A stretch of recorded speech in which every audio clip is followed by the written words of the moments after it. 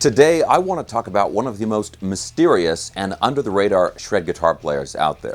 Now, when you think of the classic shredders, you think of guys like Steve Vai, Yngwie Malmsteen, Joe Satriani, Paul Gilbert, Eddie Van Halen, names like that. One name that often gets left out that arguably really shouldn't be is Chris Impellitteri.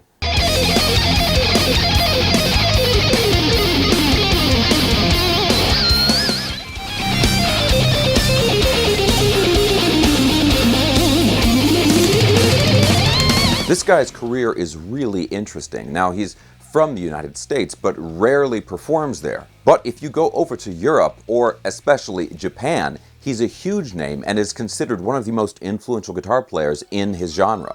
This guy has sold many millions of albums and had a career spanning several decades, but somehow he's managed to do it without ever becoming a household name in his own country.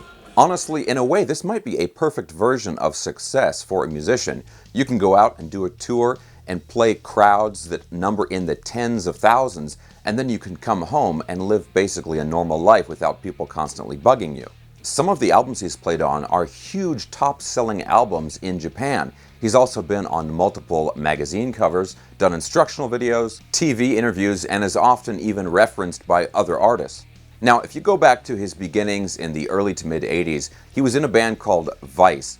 And this band was only around for a little while, and I believe they only released one demo or sort of an EP. But this material, even at that early stage, really helped define the sound and even some of the other people that he was going to be working with as time went forward. Now, after that, in 1987, there was the Impellitteri Black EP. This was the first official Impellitteri release, and it was really well received, both in the US and overseas. Now, this featured Rob Rock on vocals, who also did a really cool project around the same time called Mars Project Driver with Tony McAlpine. Unfortunately for Impellitteri, that lineup was very short-lived, and the next album that came after that was Stand in Line with Graham Bonnet on vocals.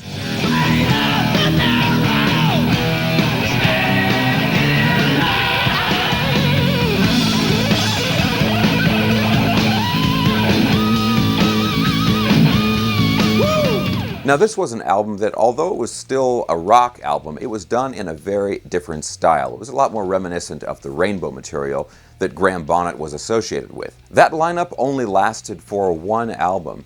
Later on, in 1992, Rob Rock rejoined the band, and the Impellitteri band, pretty much similar to how it is today, was established. Of course, let's keep in mind, this was 1992 when things really got rolling again for the band Impellitteri, and of course, at the time in the US, grunge happened. So around that time, this is when the big shift happened for the band to start playing in other countries, and of course, Japan was the first choice because the band was already pretty well established there. Throughout the 90s, the band Impellitteri released a string of very successful sort of shred metal, kind of melodic metal albums. My personal favorite being Screaming Symphony in 1994. The band was very consistent and building a great momentum, but all of the success was taking place in Japan or Europe. Now, as we get into the early 2000s, some changes happened in the band.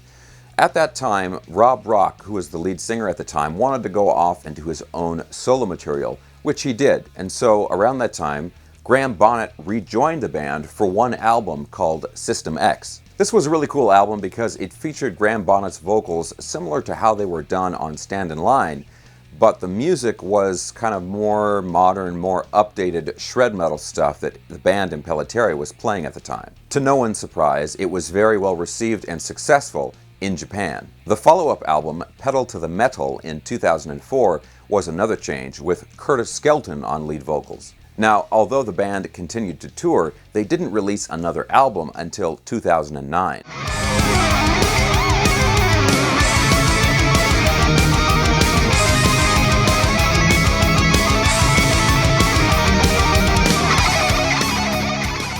This was the Wicked Maiden album, which featured the return of Rob Rock on lead vocals. This album was very well received. It was marked as sort of a return to form for Impellitteri. Now, around this post-Wicked Maiden time, some really interesting things started to happen for Chris Impellitteri.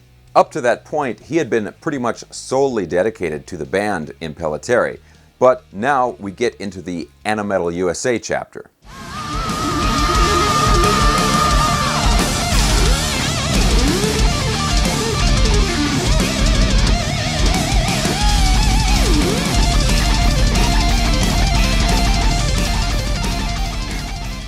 Animetal originally was a band from Japan made up of Japanese musicians, and they played metal versions of anime theme music.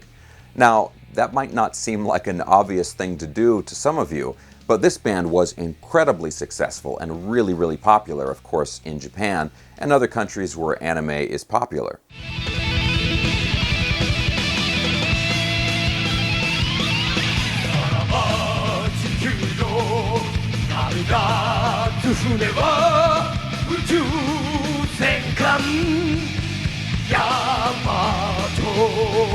The original version of that band kind of petered out in the mid-2000s, and somebody got the idea to do a new version of that band, but featuring musicians from the United States. So Animetal USA was born. It featured, of course, Chris Impellitteri on guitar, Mike Viscera on vocals. He had been on several Yngwie albums in the 90s, Rudy Sarzo, who'd played on just about everything, on bass, and then incredibly Scott Travis from Judas Priest on drums. This was around the time that Judas Priest was doing the Epitaph tour, which was considered to be possibly their final tour, and Scott Travis was looking for something to do post-Judas Priest. So anyway, this sort of incredible supergroup lineup got together and did the first Animetal USA album. This album was a massive success in Japan and was one of the top-selling albums in the country for almost 2 months. 発売されたアニメタル USA のカバーアルバムにも収録されています。Obviously, some of the lyrics might be a little strange to some of the average metal listeners, but if you can get a copy of some of these albums, I highly recommend it. You've got 4 amazing veteran metal musicians playing anime theme songs, and of course they're dressed up as anime characters, as you would expect them to be in Japan.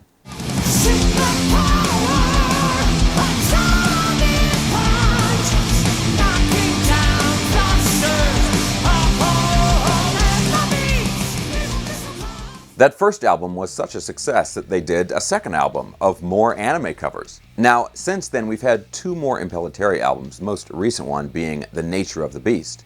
The new album, like all the others, is doing really well. So the real question is, if you look back through the discography and all the stuff that Chris Impellitteri has played on, why isn't he a more well-known name here in the United States?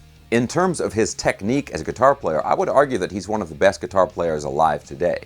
Add to that the fact that he can write really good metal riffs and songs, and you've got a winning combination. Along the way, he's had some signature guitars and instructional videos, but this stuff has never quite been in demand as much as other players who have similar things like Michelangelo Badio or Rusty Cooley. Well, I think there's basically 3 main reasons why he's not more well known. First of all, Impellitteri, the name, is really hard to spell. Where does this name come from and what? It's Italian, you know. It's Paisano. Okay, there you go. No joke. It's hard to spell, hard to remember. I think that might be one of the reasons right there. Now, the second reason, I think, is just that he was compared unfavorably early on in his career to Yngwie Malmsteen. This was because, he played a scalloped fretboard earlier on, just like Yngwie, and also the Stand in Line album with Graham Bonnet was definitely in that sort of rainbow kind of Joe Lynn Turner style. Personally, I've always felt this was an unfair comparison because Chris Impellitteri has a much more bluesy sort of rock style as opposed to Yngwie that's more just purely neoclassical. And the third reason, I think this might be the biggest one, is just the timing. When Impellitteri, the band, and Chris Impellitteri, when they were really getting going, it was in the early to mid-90s. And of course, in the United States, metal was just really, really unpopular unless you were a band like Pantera or doing something really heavy like that. But the traditional blues-based metal bands were really on the out. The band went where they were welcome, and that ended up being Japan and Europe. Until US music tastes shifted, really in the 2000s, there was no reason for Impellitteri to come back and focus on playing in the United States. Fortunately, now a lot of US fans are waking up and discovering the back catalog of Chris Impellitteri and even the current material. So I'm hopeful that we'll start seeing some Impellitteri tours in the US. If you haven't checked out his work, I highly recommend that you do. After all, in an interview with Ultimate Guitar, he said, "Shred expresses my internal rage." Very metal. Now, personally for me, I'm a YouTuber and I play in bands. I really like the way his career has gone. The idea of being able to fly to another country, You're welcomed there, and there's tens of thousands of people who will come and see you play, and then you can come home and live a nice, relaxed, normal life. That kind of sounds like the best of both worlds to me. Alright guys, but as always, I would love to hear what you think. Did you know about Chris Impellitteri before this video? If so, I would love to hear what you think of his work in Impellitteri and Animetal USA. As always guys, I'll put some links in the video description below if you want to check out some of his albums. If you enjoyed this video, please give me a thumbs up, subscribe for more if you haven't already, and I'll see you next time.